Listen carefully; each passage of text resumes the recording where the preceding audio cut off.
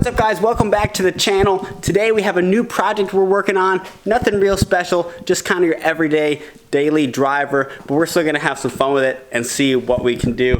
The vehicle is a 1999 Subaru Forester. Like I said, nothing special. You see these every day, especially here in Michigan. This is a very common vehicle.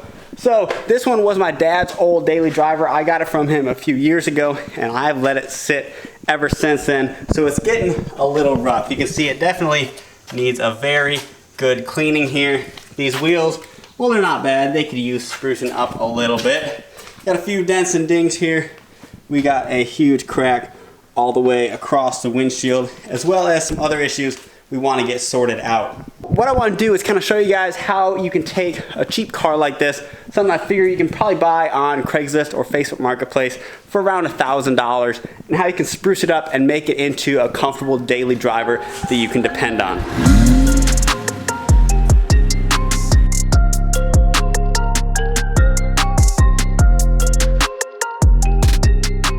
First thing we're gonna do is pull all these wheels off so we can paint those while we're working on some other things, so we can let them dry and then put them back on when we're done with everything else. So we're gonna go ahead and pull those off. I'm gonna go ahead and rough them up a little bit. I got some Scotch-Brite pads as well as some steel wool. So we'll go ahead and clean them up a little bit and then get them painted.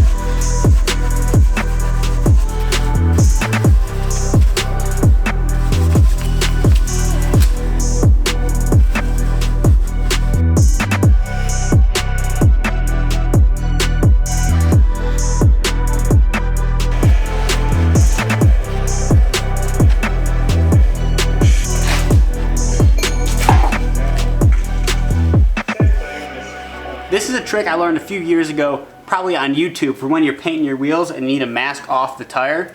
To get a set of cheap playing cards, I went down to the dollar store and got a few sets of them.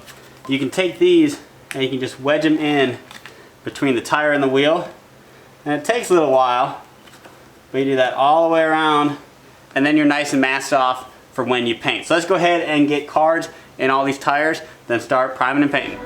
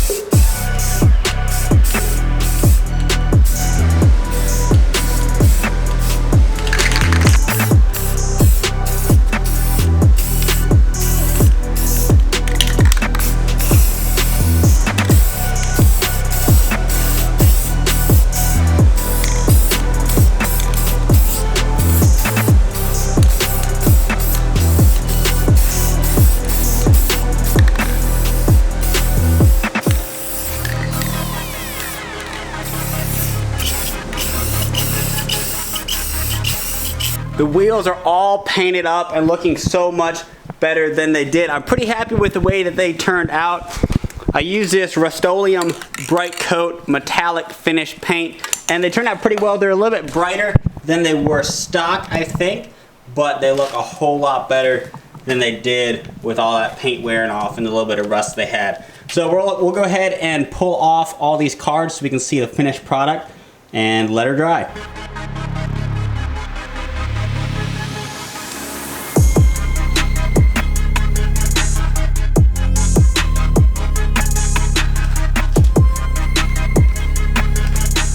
And there they are in their full glory. These turned out really, really nice. Once they're dry, we'll get some tire shine on them, as well as pop those center caps back in as well, which I also painted the same color. So these should clean up really, really nice once they're all dry and get some tire shine on them. They will make the car look a whole lot better than they did when they were old with that paint coming off. Now that we got the wheels all taken care of, I'm gonna go ahead and tackle the right rear wheel bearing. Now it's been making a lot of noise that I'm pretty sure I have figured out is the wheel bearing here. I got a free one on Facebook Marketplace about a year ago because I knew this one needed one and someone had one that they didn't need anymore. So I went ahead and picked that up, and now we're gonna go ahead and put it on there and hopefully it fixes the noise.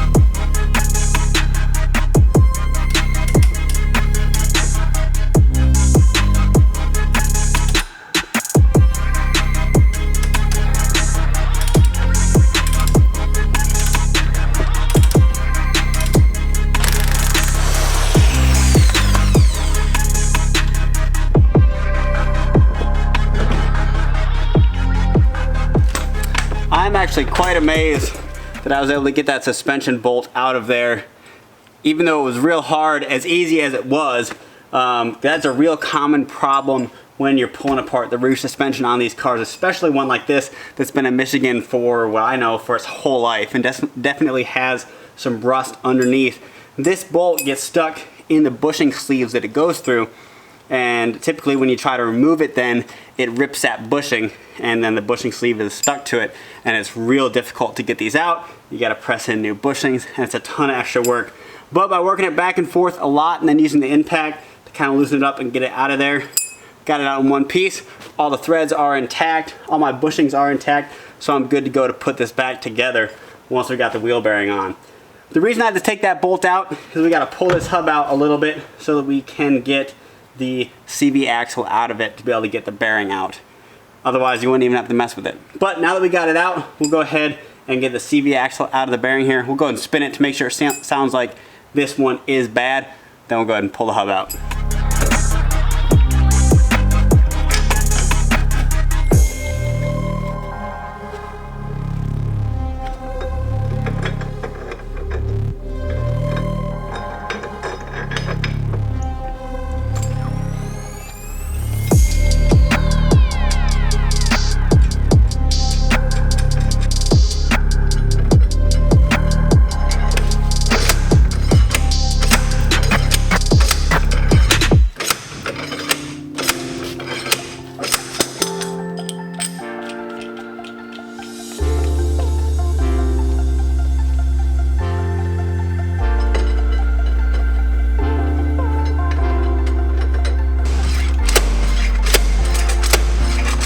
Typically, it's a good idea to pull out the snap ring that holds in the bearing before you try to pull the bearing out.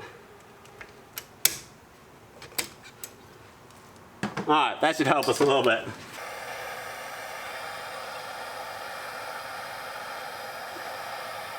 Well, we have come to a standstill on the rear wheel bearing. I've been able to get the wheel bearing to budge a little bit. It's on its way out, but I can't get the rest of the way with the tools I have. And the only auto parts store that has a loaner tool that I need is all the way across town, the side of town that I live on. So I'm gonna go ahead and wait to get that tonight or tomorrow morning so we can finish that off. So for the rest of today, we're gonna go ahead and switch to the windshield. Like I showed you earlier, it's got the big crack all the way through the windshield there. So we're gonna go ahead and pull this windshield out. I got another one sitting over there that I pulled out of a junkyard last week, and we're gonna go ahead and put that one in. Normally, it might not be worth doing a windshield on a car like this because the windshield's gonna cost you over 200 bucks, and it's hard to justify that. I know this crack is ugly, but $200 to $300 is a lot to spend for just a new windshield. Doing it this way, we're gonna be able to do it for about $65. I have $30 in the windshield. I got a tube of windshield adhesive that was about $20, so we're at about $50 there, as well as the windshield removal kit that I got from Harbor Freight. With the 20% discount, that's about $15, so we're about $65 total. And honestly, it's pretty easy to do on these cars. So first, we're gonna go ahead and remove all the trim around the windshield. We got this bottom rain tray here. We'll have to pull off the wipers for that as well. These pieces of trim here just pry right out, as well as this one at the top.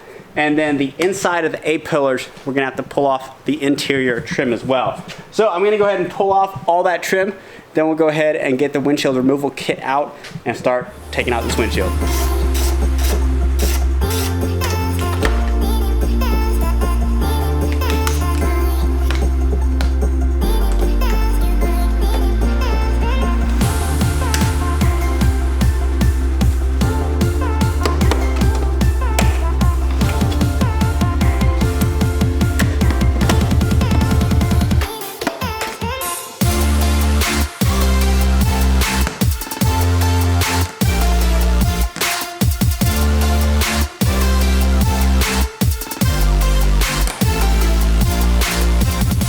Now that we have all the trim removed, we're gonna go ahead and cut the old windshield out. Now to do this, I'm gonna use this kit I got from Harbor Freight. And what it simply is a piece of wire that you stick through the adhesive and you saw it back and forth to be able to cut the adhesive out basically all the way around it.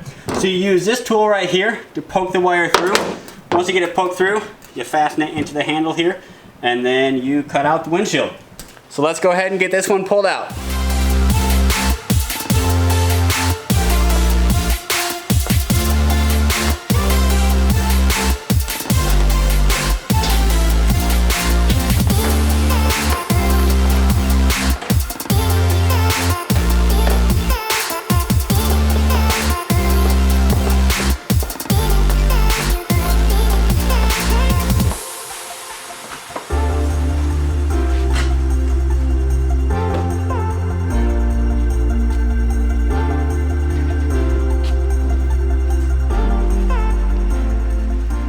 Now that the old windshield is out, there's one more thing we need to do before we can glue in the new windshield, and that is clean up all this adhesive from the old windshield. So you can see it's a real uneven surface where I cut it there. So we're gonna go ahead and take a snap-off knife and try to smooth that out. We don't have to take all of it off. You can leave some on, that's totally fine. We just want it to be a smooth surface. That way the new adhesive seals up better to it. And see down here, you can see it's real choppy, so we're gonna try to smooth that out.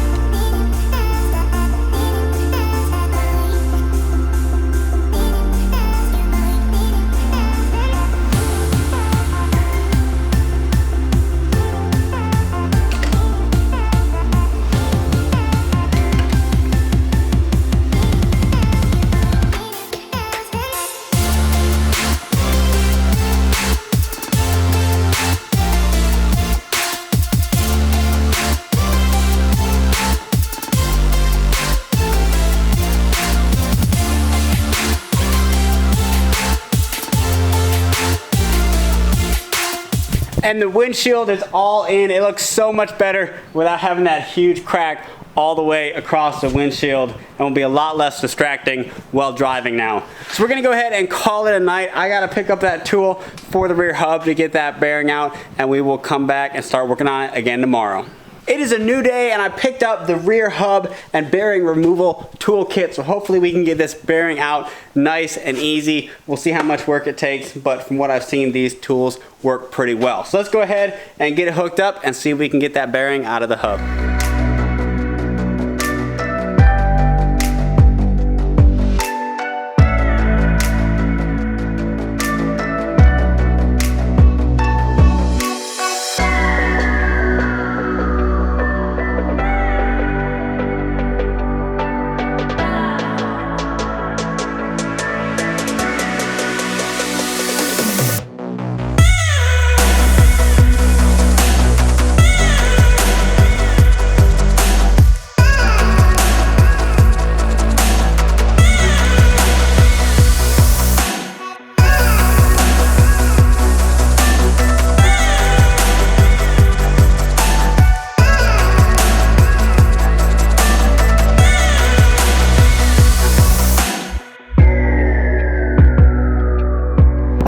It has now been a couple days since I was working on that right rear wheel bearing. Once I finished that up, I went ahead and took the car for a spin and unfortunately found out that wasn't what was causing the noise I was hearing. It was actually the left rear wheel bearing. I had completely misdiagnosed that. At least I was kind of close. It was a rear wheel bearing, but I thought it was the wrong side.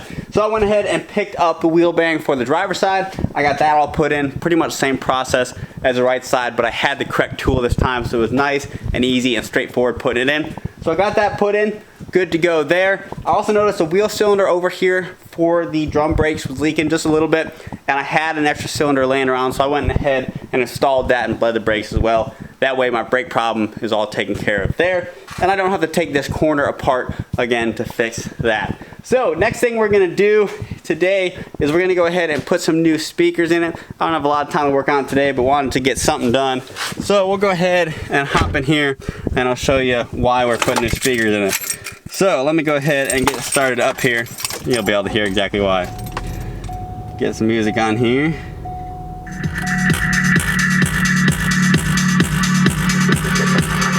So, the front right speaker, as you can probably hear, is completely blown. It is making a horrible noise. The back right speaker appears to be pretty good. It's working all right. And both left speakers are not working at all. So, all you hear with the music on is just that crackling noise. And that's not enjoyable at all. So, the other day when I was at the junkyard getting the windshield, I also picked up some new speakers for the car. Well, used speakers, they're still 20 years old, but most of them were good, so I think we're gonna be able to piece enough in here that we'll be all good to go. So let's go ahead and get the junkyard speakers put in. I'm gonna do both driver's side speakers as well as the front passenger door, and hopefully it sounds a little bit better after that.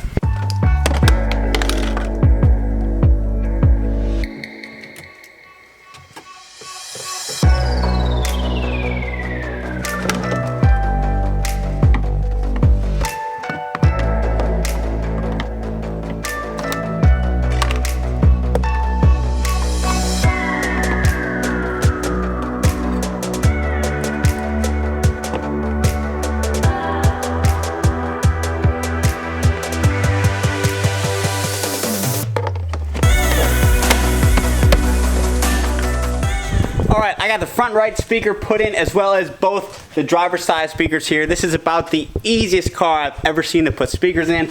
All you gotta do is pop that cover right off, 3 screws on the front, 4 screws on the back, and that speaker comes right out.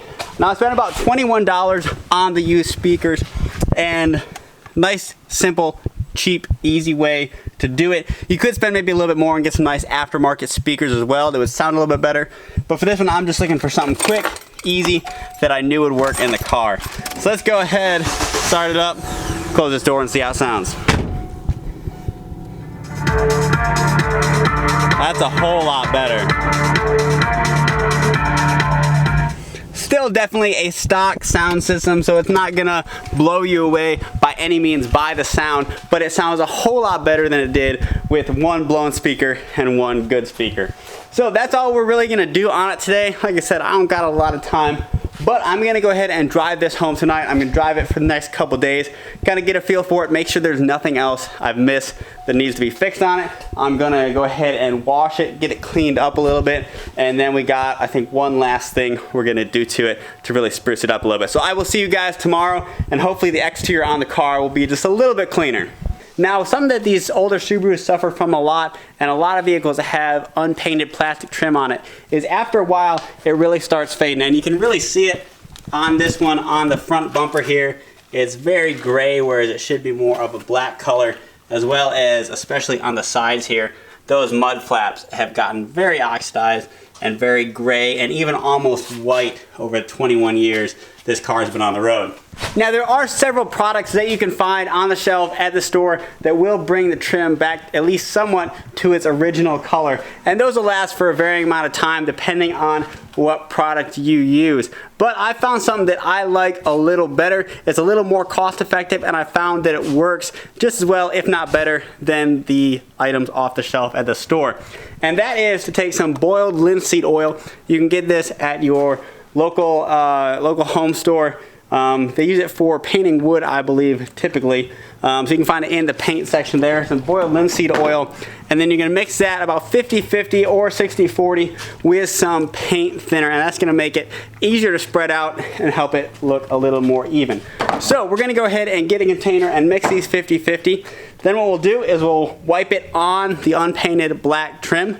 Let it sit there for a minute. And then wipe off the excess and see how it looks.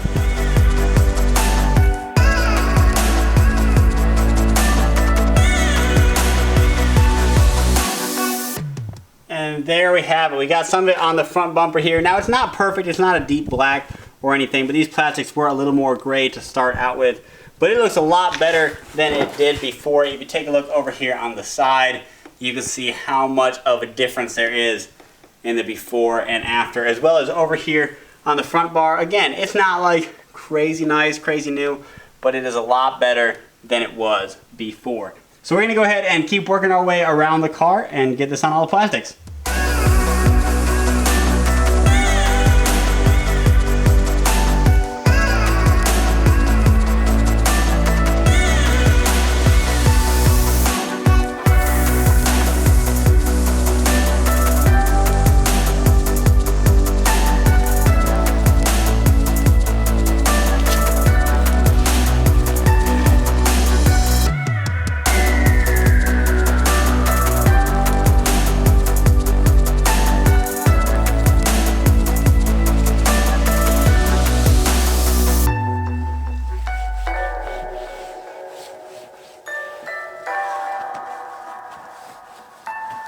Now that I have it applied to all the plastics around the car, let's go ahead and take a look and see how good it did. Up here on the front bumper, I think it did a great job. It is still gray in color, but if you remember, it used to have kind of a wavy pattern over here, and it was lighter, so it helped take that out and make it look a lot better. This front grill guard here, it didn't do a whole lot to. It did make it a little bit shinier, but it's still definitely a lighter gray color. Definitely helped on the grill.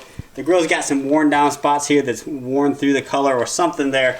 So it did help in those spots, but overall, the grill does look a lot darker and a lot nicer. Coming over to the side, it didn't do a whole lot on these mud flaps. I was a little bit disappointed there. Those are just so sun faded and oxidized there that they are still very light in color. Helped a little bit on the side skirts, pretty similar to the bumpers. And then coming around here to the back bumper, I don't know how well you can see that, but it did help pretty well. It's definitely better than it was before, but you know, definitely doesn't look brand new as well. But overall, it does look a lot nicer, even though it didn't turn out quite like I hoped.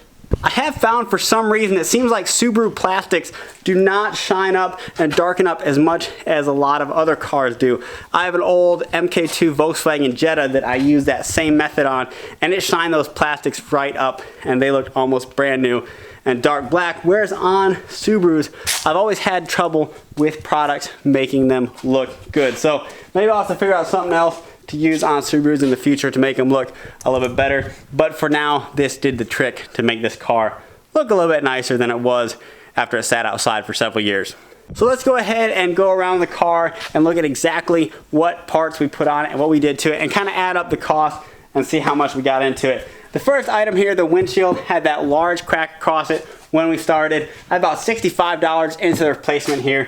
You can get a windshield typically at a junkyard for about $30, and you'll see these in junkyards a lot. So $30 there, $20 for the adhesive, about $15 for the toolkit. However, I can use a toolkit so many times over again, but we'll still go ahead and include it in the cost. So there's $65 there. To shine up the bumpers, I spent about $12 on the products, but I barely used any. I used probably about $1 worth of product, if even that. So that's kind of a wash. So on the inside, on the speakers, I had to put 3 speakers in it to get that system working well. The speakers were about $7 a piece, so $21.